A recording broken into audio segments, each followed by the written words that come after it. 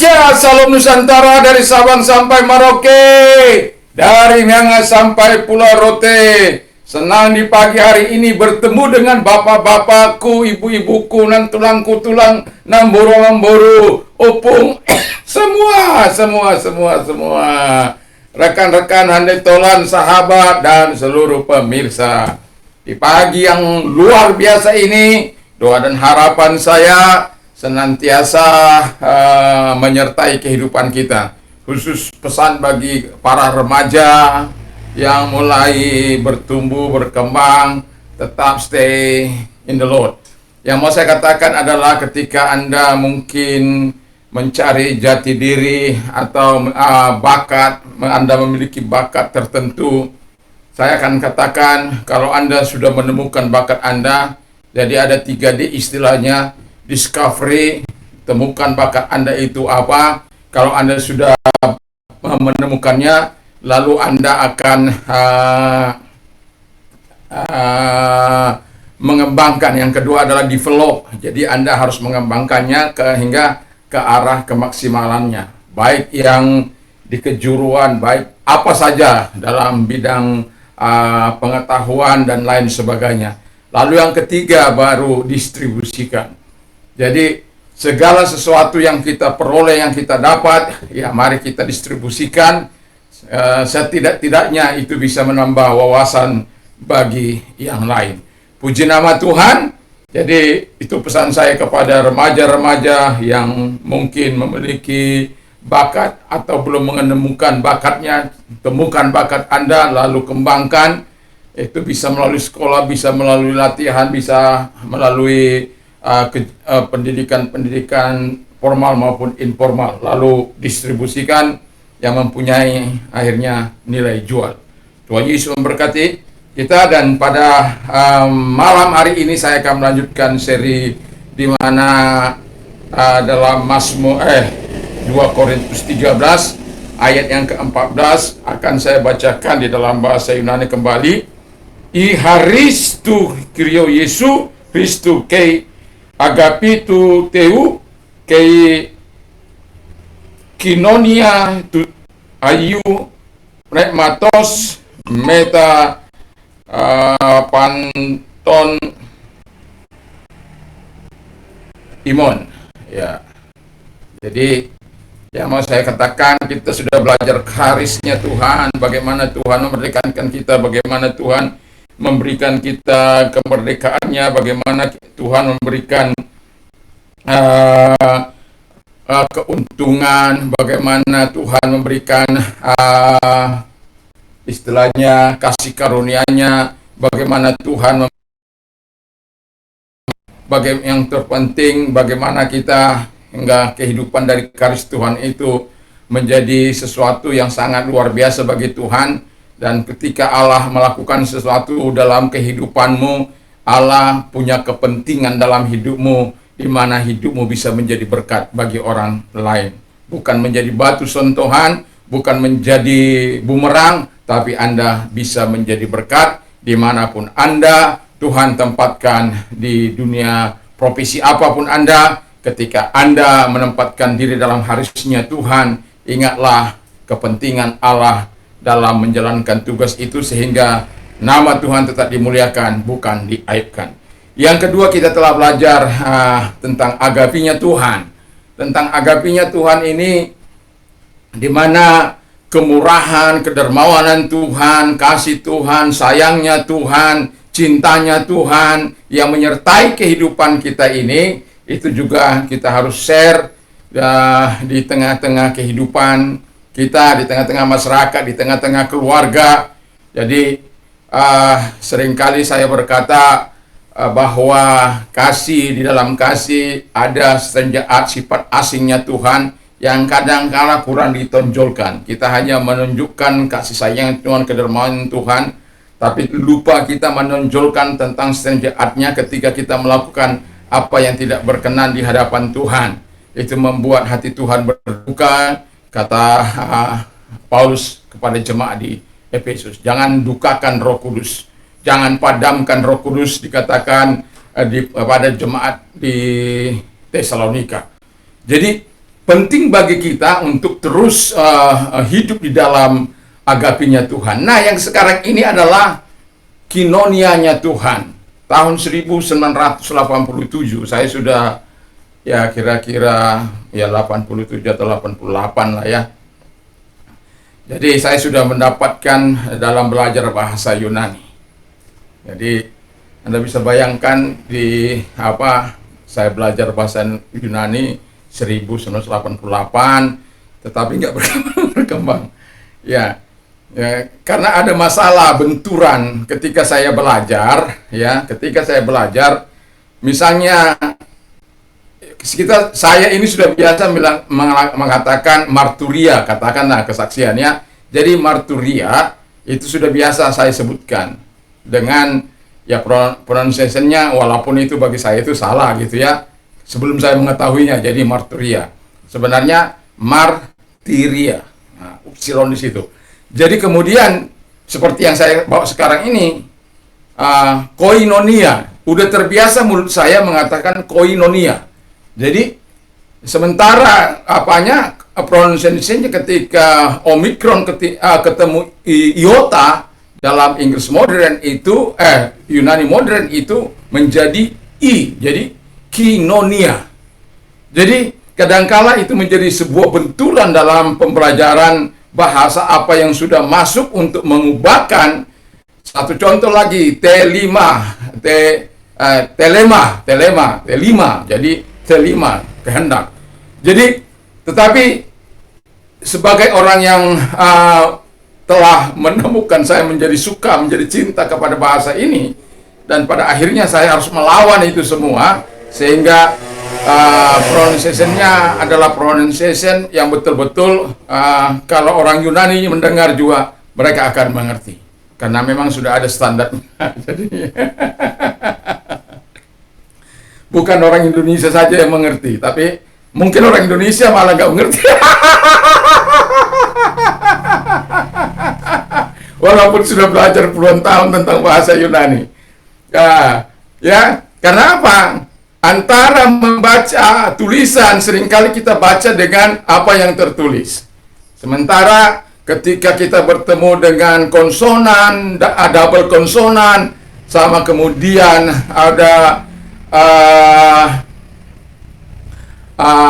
double vowel, seperti OI itu atau Omicron iota dibaca A menjadi I, atau Omicron Epsilon dibaca menjadi U. Jadi ya itu menjadi masalah. Atau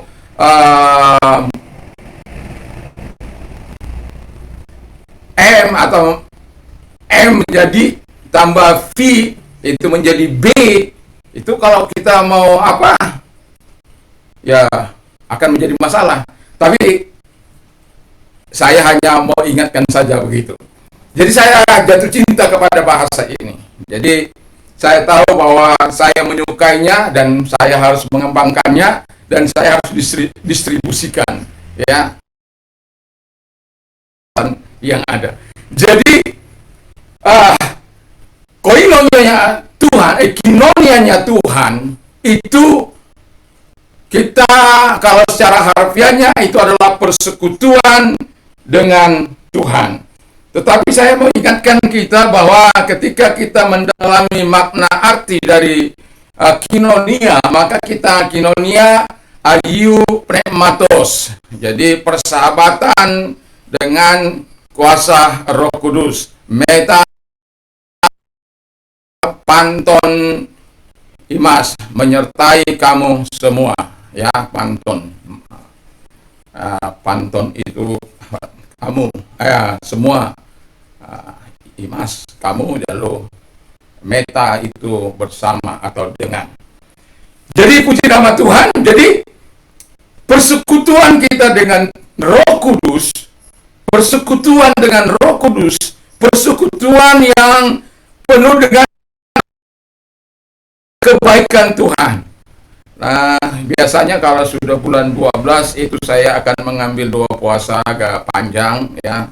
Dalam rangka memasuki 2011, saya sudah memulainya 2 hari ini. Walaupun untuk memulainya saya harus ya makan apa istilahnya masih minum, karena terus kemudian minum, tapi sudah kemarin dengan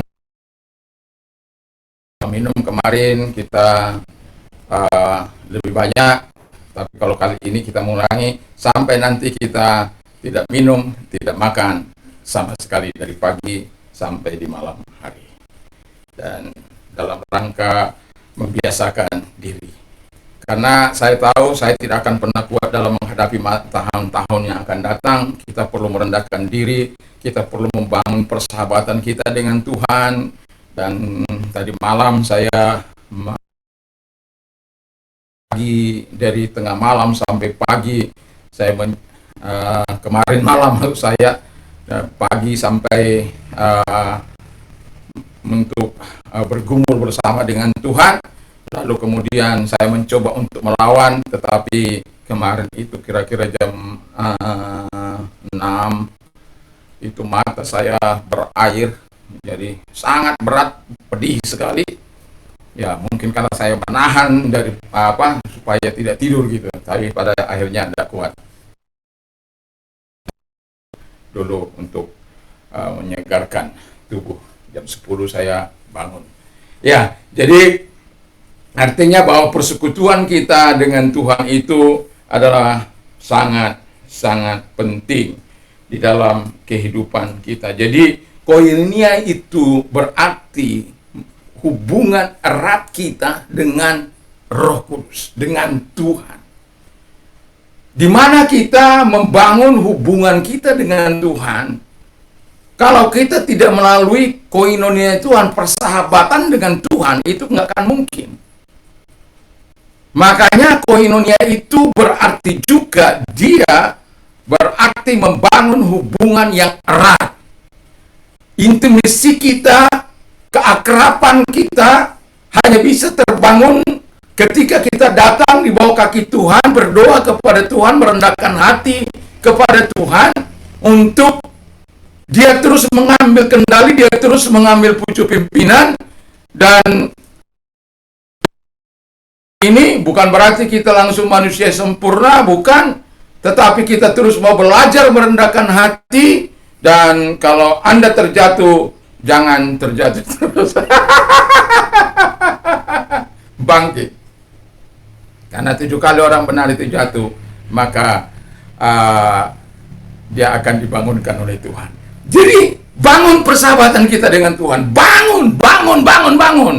Kita sudah dimerdekakan, sudah mendapatkan kemurahan Tuhan, sayangnya Tuhan. Lalu kemudian sayangnya Tuhan itu jangan dibuang, berkatnya Allah. Makanya kalau kita berdoa dengan ketiga hal ini kepada umat misalnya, atau kepada sahabat-sahabat kita, diberkatilah engkau dengan perkenanan Allah, diberkatilah engkau dengan kebaikan, kebebasan, kemerdekaan, sehingga engkau dapat melakukan apa yang baik, yang berkenan, dan lain sebagainya. Ya, itu. Atau dengan cara Tuhan memberkati engkau, Tuhan melindungi engkau, Tuhan menyertai engkau dengan wajahnya dan memberikan engkau kasih karunia Tuhan, membalikkan wajahnya. Kalau di dalam bahasa aslinya itu litap, mengangkat wajahnya dan memberkati engkau, haleluya, dan memberikan engkau damai sejahtera. Jadi pentingnya kita memperkatakan firman Allah sebagai ungkapan syukur, apalagi ini adalah berkat yang senantiasa kita dengar di hari Minggu. Mengapa kita tidak menjadikan ini sesuatu yang membiasakan kita untuk memberkati orang tua, orang lain, memberkati keluarga kita, memberkati bangsa dan negara kita ini memenuhi harisnya Tuhan, agapinya Tuhan, koinanya Tuhan. Bayangkan kalau semua anak bangsa memiliki hubungan yang akrab dengan Allah, dan Allah yang sifat Allah itu maha kasih, yang akan terus mengasihi semua orang. Jangan mengasihi Allah tambah membenci orang. Jangan mengasihi berdoa tambah tidak semangat, malah mengkafir-kafirkan orang. Malah Anda mengenal Allah yang Anda sembah penyayang dan pengasih itu, justru Anda semakin brutal. Justru Allah, Anda memakai itu sebagai alat provokator. Jangan. Seharusnya kita sebagai orang yang dekat dengan Allah, tentu seluruh kehidupan kita, apa yang kita bangun dengan Dia adalah mencerminkan Dia. Makanya Yesus berkata, hendaklah kamu sempurna sama seperti Bapamu adalah sempurna. Dan Paulus berkata, aku ikuti teladanku sama seperti aku mengikuti teladan Yesus. Di mana kita bisa melakukan itu? Ketika kita memiliki hubungan yang akrab dengan Tuhan Yesus. Itu.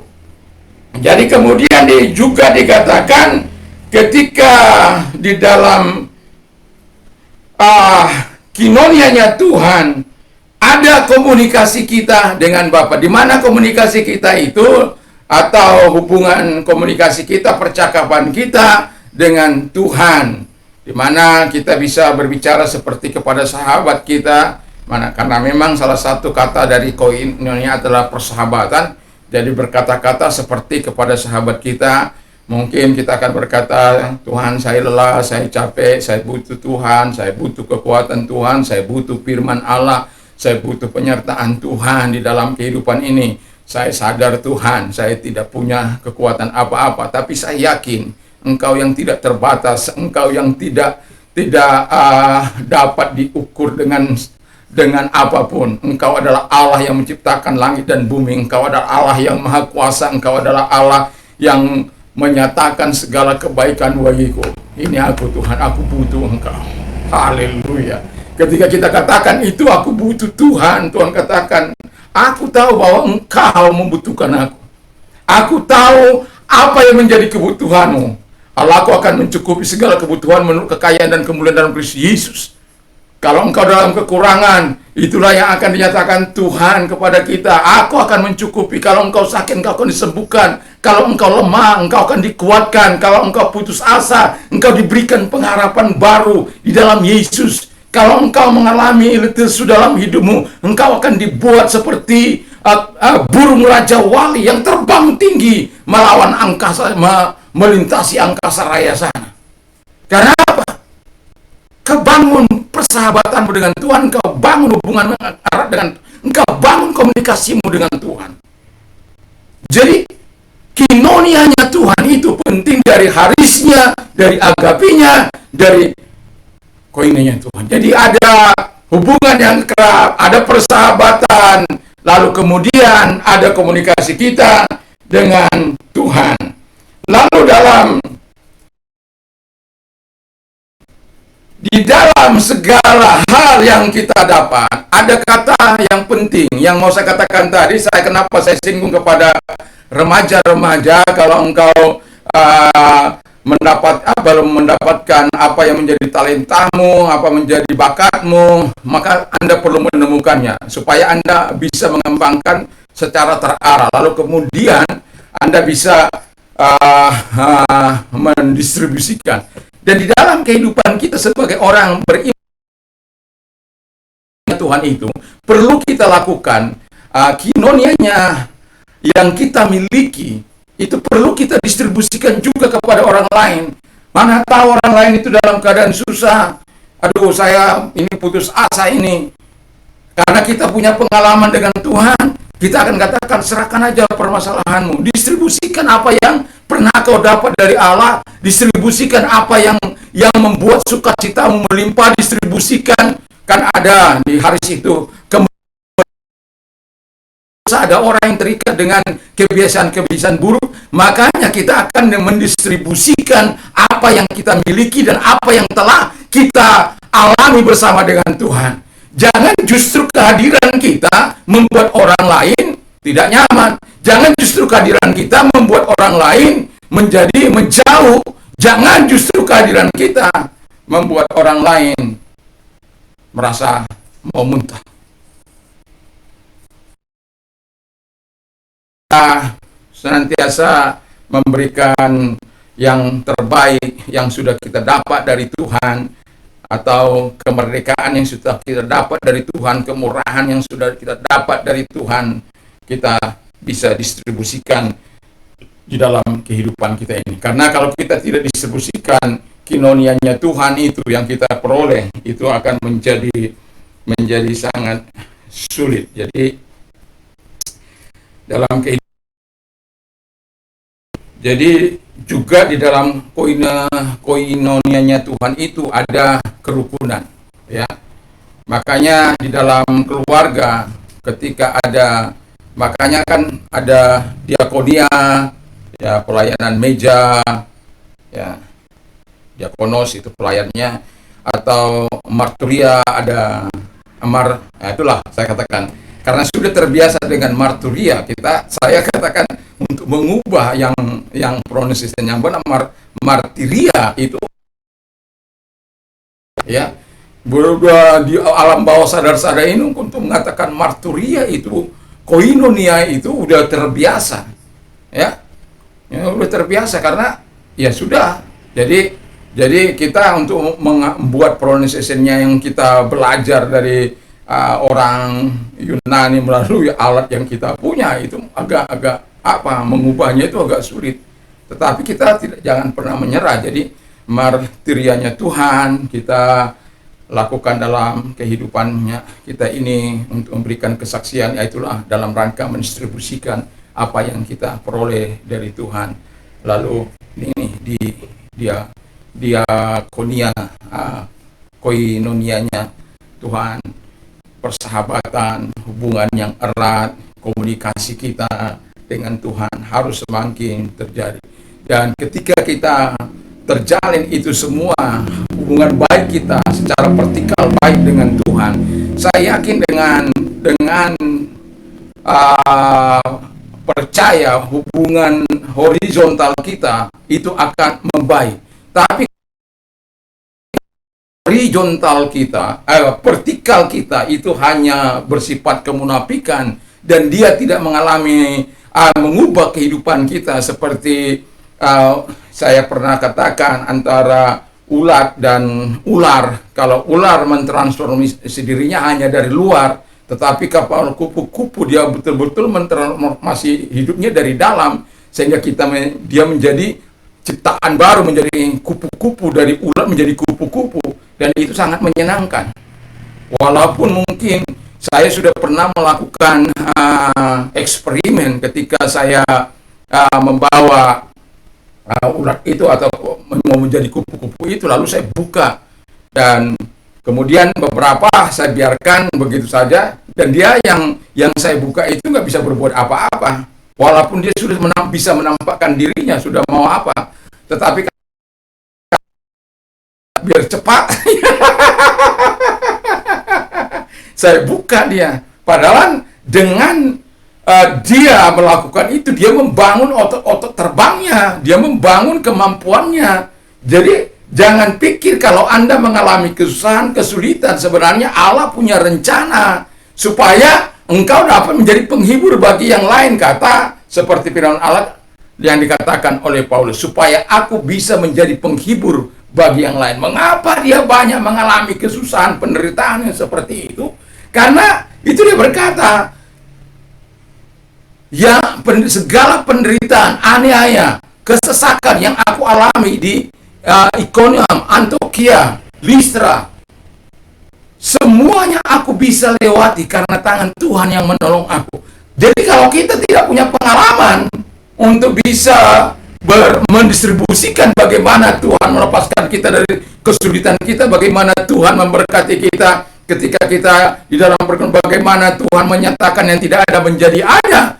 Kalau kita tidak punya pengalaman dengan Tuhan, tidak punya istilahnya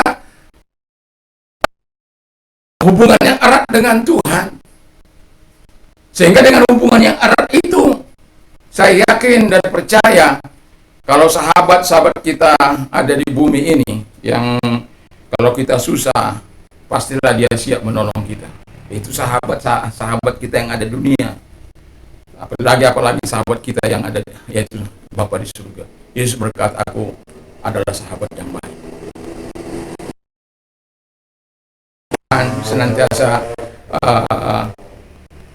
membuat kita punya komunikasi dengan Tuhan, punya hubungan yang baik dengan Tuhan, mampu mendistribusikan uh, apa yang kita uh, hadapi, dan persahabatan kita dengan Tuhan bukanlah persahabatan yang saling menyakiti, tapi persahabatan yang saling menguntungkan, yang saling kita bisa memuliakan Tuhan, kita bisa menjadi saksi berada. Jadi kalau kita mau memberkati orang, harisnya Tuhan turun atasmu, yaitu kemerdekaan, kebaikan, terus agapinya Tuhan, kasih sayangnya, kemurahan hatinya Tuhan, dan kita juga bisa menyalurkan itu, kita bisa mendistribusikan, dan kinonianya Tuhan, kinonianya itu persahabatan dengan Roh Kudus ayu, pneumatoos ayu, pneumatoos, ya sudah terbiasa pneumatos, jadi mau bilang pneumatoos itu saja suka, karena sudah terbiasa pneu, ya pneu. Jadi epsilon ketemu, kalau U itu epsilon dibaca, kalau ini E epsilon, epsilon. Jadi ketemu epsilon, epsilon ketemu epsilon, ya itu menjadi atau F bisa. Jadi tergantung huruf di depannya apa yang mengikuti. Jadi biar kita senantiasa memiliki hubungan yang erat dengan Bapa, dengan Yesus, dengan Roh Kudus di dalam kehidupan kita, sehingga ketika kita membangun persahabatan kita dengan Bapa, dengan Anak, dan Roh Kudus, kita bisa mendistribusikan kuasanya, mendistribusikan firman Allah, mendistribusikan apa yang seharusnya menjadi tanggung jawab kita di dalam kehidupan ini. Dan Tuhan Yesus memberkati. Mari kita tunduk kepala dan kita berdoa. Terima kasih Tuhan, biar berkat Allah menyertai kami, dan kami berdoa bagi bangsa dan negara kami, baik NTT, baik Sumatera yang ada banjir, baik juga Tuhan Yesus Jawa, Tuhan memberkati, dan yang lain-lain Bapa di surga, Tuhan tolong semuanya.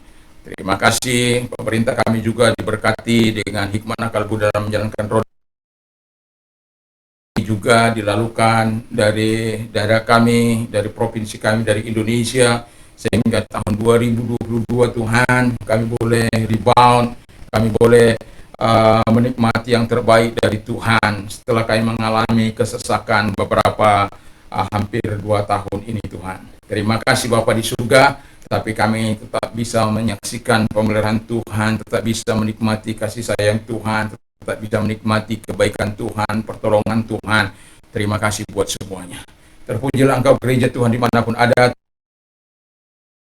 yang susah Tuhan tolong, dan Engkau memberkati mereka, dan juga yang sakit dalam nama Tuhan Yesus Kristus, apapun sakit penyakitnya, Tuhan datang kepada mereka, Engkau menyembuhkan mereka, Engkau menolong mereka di dalam nama Tuhan Yesus Kristus. Engkau yang sakit sembuh dalam nama Yesus. Apapun sakit penyakitmu, selalu ada mujizat bagi engkau ketika engkau percaya, ketika engkau beriman kepada Yesus. Terima kasih Tuhan, dan kami juga berdoa bagi mereka yang mengalami transformasi, datang kepada mereka mentransformasikan hidup mereka. Di dalam nama Yesus kami juga berdoa bagi orang-orang yang menerima Yesus. Tuhan tolong mereka sehingga iman mereka tetap kuat di hadapan Tuhan, dan mereka mampu melawan segala tantangan, rintangan, karena pertemuannya dengan Tuhan.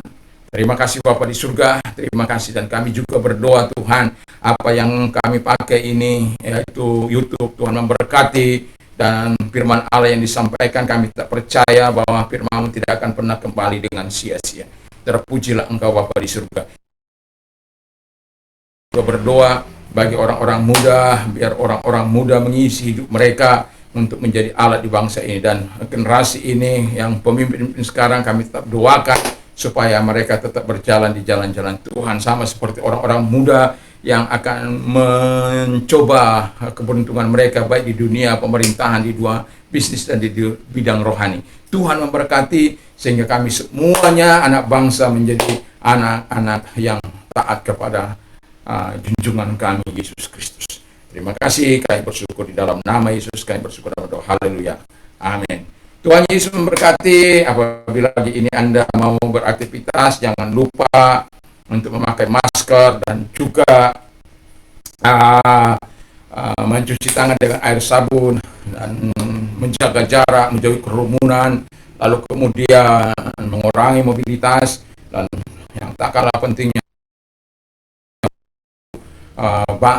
keluarga berdoa untuk lingkunganmu, berdoa untuk bangsa dan negara. Kita satukan hati kita, merendahkan hati di hadapan Tuhan, supaya bangsa kita mendapatkan berkat yang sangat luar biasa di tahun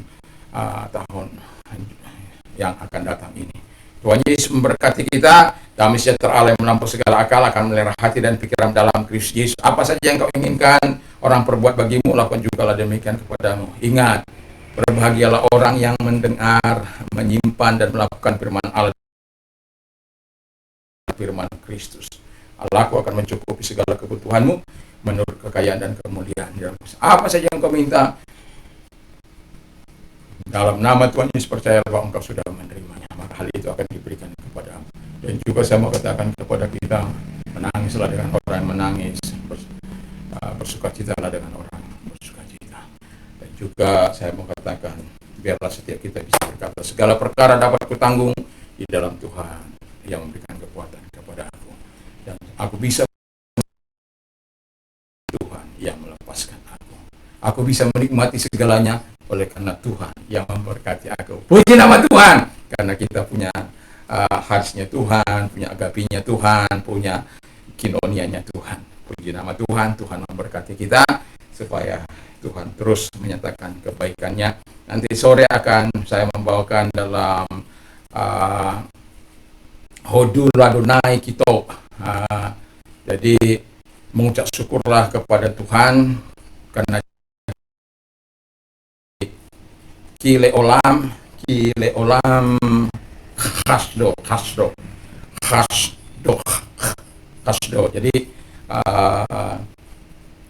ki itu karena, leolam itu untuk selama-lamanya kasih setianya. Yang akan saya kupas itu adalah khasdonya itu atau kesetnya Tuhan. Jadi semoga kita bisa semakin cinta kepada Tuhan dengan memperdalam bahasa yang kita, dimana Tuhan Yesus memberkati. Selama ini sebenarnya saya tidak ingin, karena saya ingin terus bertumbuh, karena saya punya konsep di dalam pemikiran saya, temukan, lalu dikembangkan, lalu distribusikan. Jadi kalau kita punya konsep ini, ketika kita belajar, kita tidak hanya makan sendiri, tapi kita juga ingin membagikan supaya Tuhan terus memberkati melalui Tuhan dalam kehidupan kita. Tuhan Yesus memberkati kita semuanya. Salam Indonesia, salam Nusantara. Bagi Anda pengedar narkoba dan pengguna narkoba, bertobatlah karena Tuhan sangat mengasihi. Katakan tidak terhadap narkoba, ya terhadap firman Allah. Tuhan Yesus memberkati.